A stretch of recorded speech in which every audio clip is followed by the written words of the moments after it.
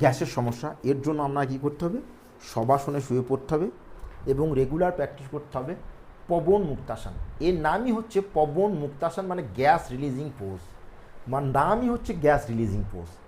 Regular practice করবেন, আপনার গ্যাসের সমস্যা সম্পূর্ণ ক্লিয়ার হবে। প্রথমে অর্ধ পবন মুক্তাসন, শ্বাস নিয়ে পাকে উপর, ধীরে ধীরে শ্বাস ছেড়ে ফিঙ্গারকে ইন্টারলক করে চেপে ধরে শ্বাস ছেড়ে নাকটাকে ঘূর্ণাতে স্পর্শ করে এখানে 1 মিনিট হোল্ড করতে হবে, মানে 60 সেকেন্ড।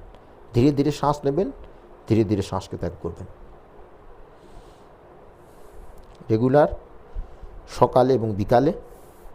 আমি একবার করে দেখাচ্ছি, আপনি প্রত্যেক আসনকে 3 থেকে 5 বার এবং প্রত্যেকবার 1 মিনিট পর্যন্ত হোল্ড করবেন। বোঝা গেছে? ফুল শ্বাস নিয়ে পাকে উপর এবং শ্বাস ছেড়ে পাকে নিচে। এখন রাইট পা দিয়ে শ্বাস নিয়ে পাকে উপর, ধীরে ধীরে শ্বাস ছেড়ে পাকে চেপে ধরে শ্বাস ছেড়ে নাককে ঘূর্ণাতে স্পর্শ করব। এখানে ধীরে ধীরে শ্বাস নেব, ধীরে ধীরে শ্বাসকে ছাড়ব। পেটে প্রেশার অনুভব করব। এই আসনকে করার সাথে সাথেই আপনার পেটের গ্যাস কিন্তু রিলিজ হওয়া শুরু হয়ে যাবে, কারণ নামই হচ্ছে গ্যাস রিলিজিং পোজ বা পবন মুক্তাসন, মানে বায়ুকে মুক্ত করার আসন।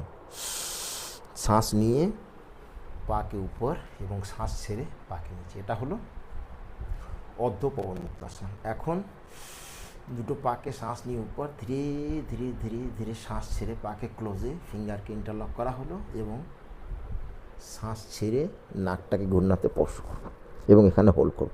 শুরুর দিকে আপনার 1 মিনিট হোল্ড করতে অসুবিধা হলে আপনি 5 সেকেন্ড দিয়ে শুরু করবেন। যদি নাক ঘূর্ণাতে স্পর্শ না হয় তাহলে যতটা পারা সম্ভব ততটা পর্যন্ত উঠে আমি হোল্ড করব। যে অবস্থায় হলে এই অবস্থায় রেগুলার প্র্যাকটিস করার ফলে আপনার নাক ঘূর্ণাতে স্পর্শ হবে। বোঝা গেছে? শ্বাস নিয়ে পা উপর এবং শ্বাস ছেড়ে ধীরে ধীরে পাকে নিচে। আমি একবার দেখালাম, আপনি 3 থেকে 5 বার অভ্যাস করবেন। এখন শবাসনে 5 সেকেন্ড আপনাকে হোল্ড করতে হবে। 1 2 3 4 5। শ্বাস নিয়ে উপর এবং শ্বাস ছেড়ে রিল্যাক্স। আর একটা আসন করতে হবে, সেটা হচ্ছে গোমুখ আসন।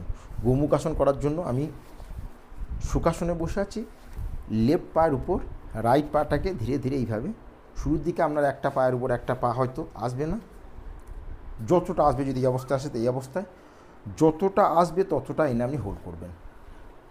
আমি কমপ্লিটভাবে দেখাচ্ছি।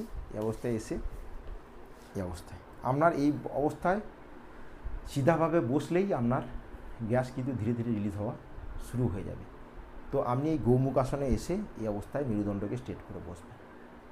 রেগুলার 30 সেকেন্ড পর্যন্ত এই অবস্থায় বসার পর ধীরে ধীরে পাকে চেঞ্জ করবেন। রাইট পা নিচে ছিল, এখন লেফট পা নিচে, লেফট পায়ের উপর রাইট পা। বোঝা গেছে? আমি আগেই বলেছি যতটা আসা সম্ভব ততটা আসবেন, জোর জবরদস্তি বা তাড়াহুড়ো নয়, এটা প্র্যাকটিসের ফলেই হবে। কোন মেরুদণ্ডকে স্ট্রেট করে আপনি এই অবস্থায় বসবেন। ধীরে ধীরে শ্বাস নেবেন এবং ধীরে ধীরেই শ্বাস ছাড়বেন। এটা এক্সপিরিয়েন্স থেকে বলছি এবং দেখেওছি যে আপনি যখন এই অবস্থায় বসবেন এবং পবন মুক্তাসনকে করবেন, এই অবস্থায় বসার ফলেই আপনার যে পেটের গ্যাস সেটা ধীরে ধীরে রিলিজ হওয়া শুরু হবে।